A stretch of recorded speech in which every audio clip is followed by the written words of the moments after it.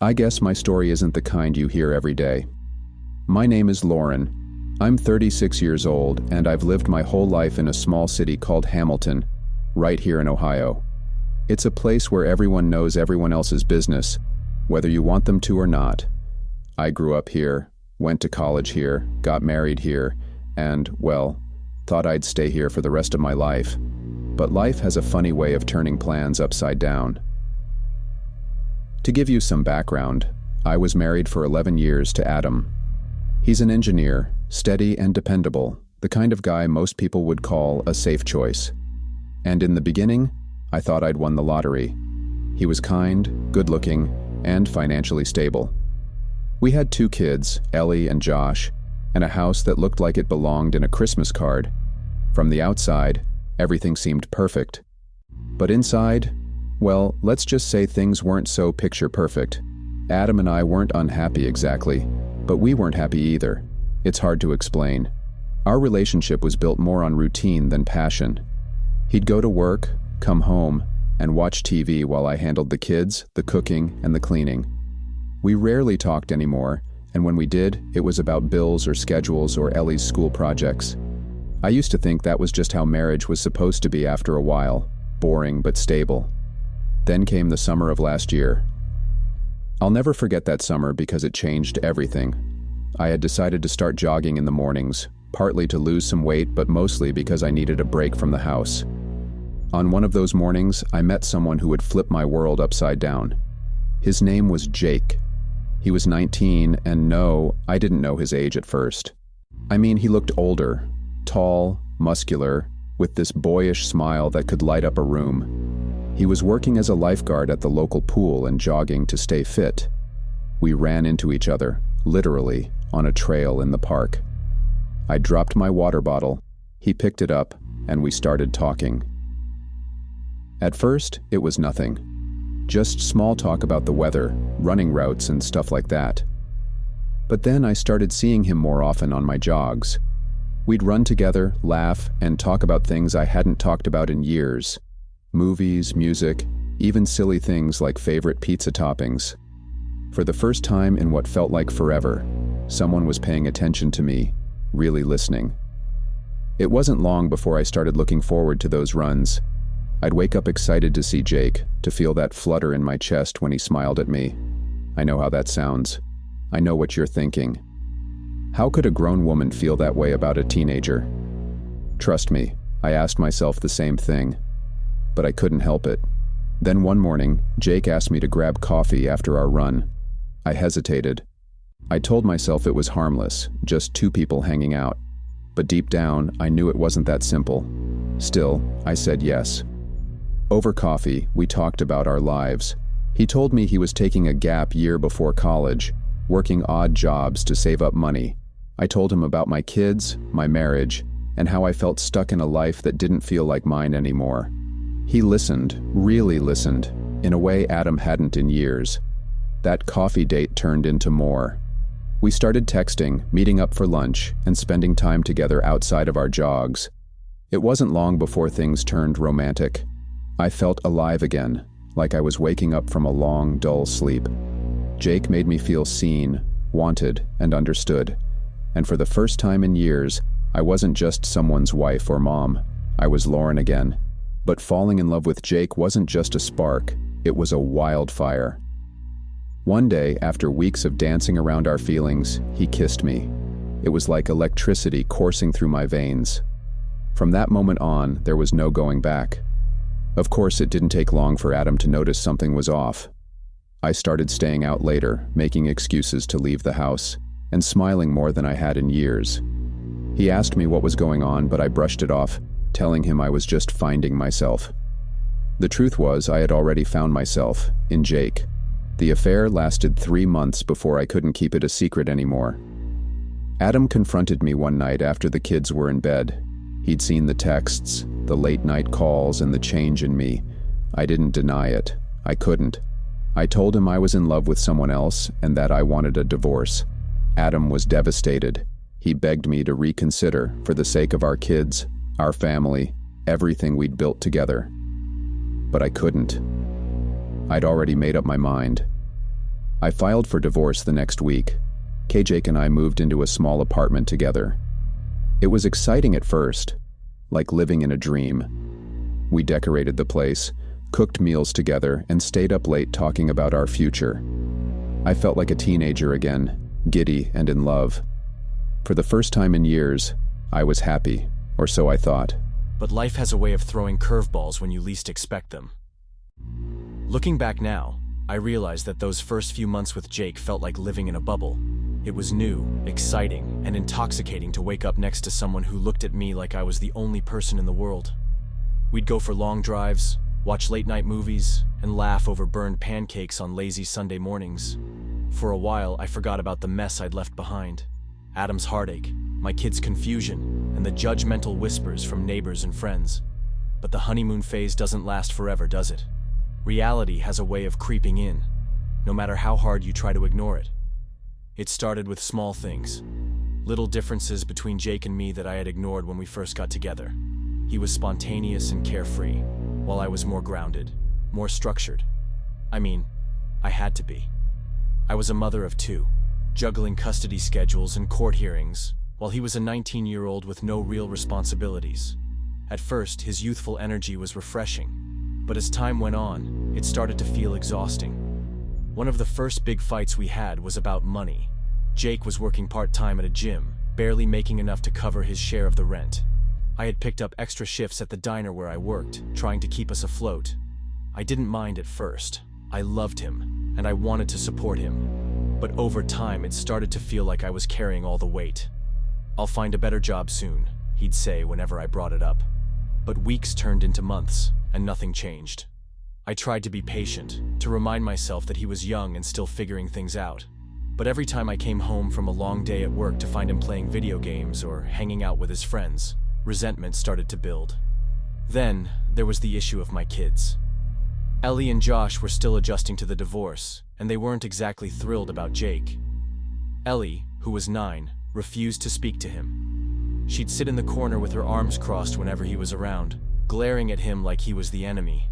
Josh, who was 6, was a little more open, but even he started to pull away when Jake made a joke about his favorite stuffed animal being for babies. "Maybe you should try harder with them," I told Jake one night after the kids had gone to bed. "They're your kids, Lauren, not mine," he shot back, his tone sharper than I'd ever heard it. That one sentence cut deeper than I expected. I knew Jake wasn't ready to be a stepdad. I hadn't expected him to be. But hearing him say it out loud made me realize just how wide the gap between us really was. Things started unraveling even more after that. The little differences between us turned into big arguments. He wanted to go out with his friends on weekends, while I wanted to stay home and spend time with my kids.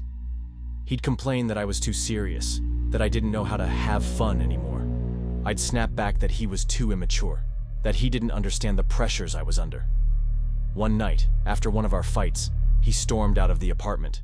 I stayed up waiting for him, my mind racing with a mix of anger and fear. When he finally came back around 2 a.m., he reeked of alcohol and wouldn't tell me where he'd been. "Are you cheating on me?" I blurted out, the words tumbling out before I could stop them. His face twisted in anger. "You're unbelievable," he said, slamming the bedroom door behind him. That night, I lay awake, staring at the ceiling, wondering if I'd made a mistake. The cracks in our relationship only grew wider after that. Jake started spending more time out of the apartment, and I started feeling lonelier than I had in my marriage. I missed Adam, not in a romantic way, but in a way that made me long for the stability we used to have. I missed having someone to lean on, someone who understood the weight of being a parent and an adult. The final straw came one night during dinner. Ellie had refused to eat the spaghetti Jake had made, saying it was gross. Jake snapped, yelling at her to grow up and stop being such a brat. Ellie burst into tears and ran to her room, and I felt something inside me snap. "You can't talk to her like that," I said, my voice trembling with anger.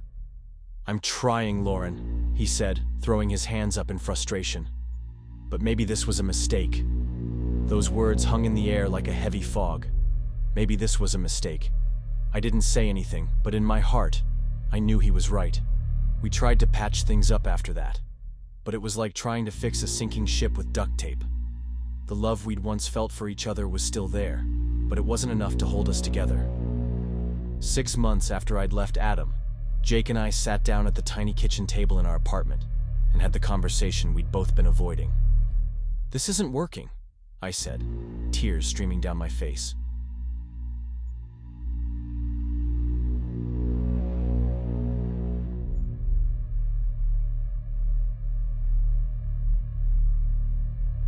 "I know," he replied, his voice soft but firm. We decided to go our separate ways. He moved back in with his parents, and I stayed in the apartment for a while before eventually moving back to Hamilton with my kids. After Jake left, the apartment felt unbearably empty. The silence was deafening, and I couldn't escape the feeling that I had failed, not just in my relationship with him, but in every part of my life. I'd upended my family, left my husband, and chased a love that ended in disaster. Now, I was alone, left to pick up the broken pieces of a life I no longer recognized. For the first few weeks, I stayed in bed as much as I could. Ellie and Josh were with Adam most of the time, and I used the quiet to wallow in my grief. I barely ate, barely slept, and spent hours replaying everything in my head.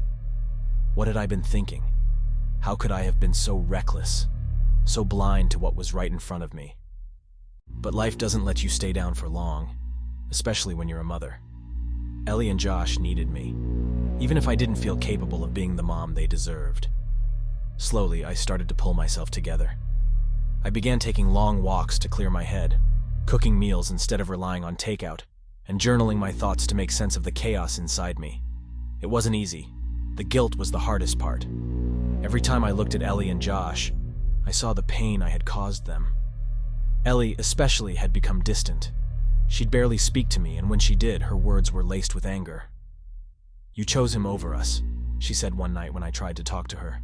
"You ruined everything." Hearing those words from my daughter felt like a dagger to the heart. She was right, of course. I had chosen Jake, thinking I was chasing happiness, but in doing so, I had broken the family she relied on. Josh was quieter about his feelings, but I could see the sadness in his eyes. He'd cling to me whenever I dropped him off at Adam's house, asking why I couldn't come inside and stay. He didn't understand the boundaries Adam and I had put in place to keep things civil. Adam, to his credit, was patient. He was hurt and angry, but he never let that affect how he treated me in front of the kids. We had started co-parenting therapy to make things easier for Ellie and Josh, and while those sessions were awkward at first, they eventually became a safe space for us to communicate. One day, during one of those sessions, Adam said something that stuck with me.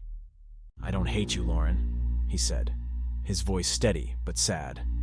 "I hate what happened, but I know you didn't do it to hurt us. You just got lost." He was right. I had been lost. Lost in a marriage that felt empty, in a life that felt unfulfilled. I had made a mistake, a series of mistakes, but I wasn't beyond redemption. Slowly, I began to rebuild. I moved out of the apartment Jake and I had shared and found a small house closer to Adam's neighborhood. It wasn't much, a tiny 2-bedroom with creaky floors and an outdated kitchen, but it was mine. It was a fresh start. I threw myself into being a mom again, making sure Ellie and Josh knew I was there for them. I started volunteering at their school, showing up to every soccer game and school play, and doing everything I could to prove that they were my priority. Ellie took longer to come around. There were still days when she'd roll her eyes at me or refuse to talk, but there were also moments when she'd let her guard down. One night, as I was tucking her into bed, she said, "I just don't want you to leave again." "I'm not going anywhere," I promised, my voice breaking. And I meant it. As for Jake, I didn't hear from him after we broke up. Part of me wanted to reach out, to see how he was doing, but I knew it wasn't a good idea. We had been two people at different stages of life, trying to make something work that was never meant to. I hoped he was happy, that he'd found someone who fit into his world the way I never could. Months turned into a year, and life slowly started to feel normal again. I got a new job managing a boutique downtown, which gave me a sense of purpose I hadn't felt in a long time. I made new friends, reconnected with old ones, and even started dating again. Not seriously, but enough to remind myself that I was still capable of love. One night, over a glass of wine with my best friend Sarah, I confessed something I hadn't said out loud before. "I don't regret loving Jake," I said, staring into the glass. but I regret what I lost because of it." Sarah nodded, her eyes kind. "You're human, Lauren. You made a mistake, but you're owning it. That's what matters. Owning it." That became my mantra. I couldn't change the past, but I could learn from it. I could be better, for my kids, for myself, and for whoever I chose to love in the future.